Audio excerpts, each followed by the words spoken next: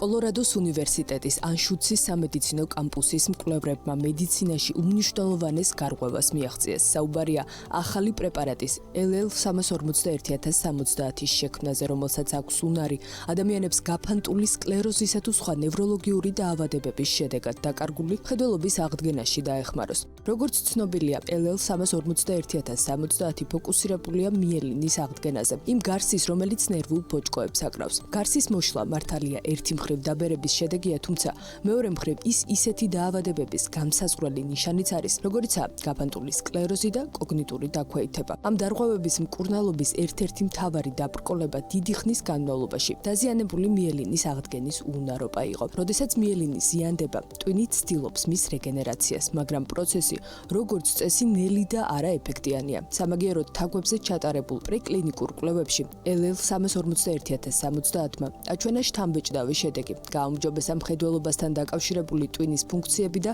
მნიშვნელოვნად გააძლიერა ტვინის უნარი, აღადგინოს დაზიანებული მიელინი. მაშინაც კი, როდესაც დაზიანება საკმაოდ მძიმე იყო, მკურნალობამ მხედველობისა და ტვინის ფუნქციების მნიშვნელოვანი გაუმჯობესება უზრუნველყო. მიღებულმა შედეგმა კი ხაზი გაუსვა პრეპარატის უნარს, სრულად აღმოფხვრას ნევროლოგიური დაზიანება და არაუბრალოდ შეანელოს მისი პროგრესირება. კოლორადოს უნივერსიტეტის მკვლევრების მტკიცებით, ახალი პრეპარატი ადამიანებს მომავალთან დაახლოვებს და ტვინს შესაძლებლობას მისცემს საკუთარი თავი თავადვე განკურნოს.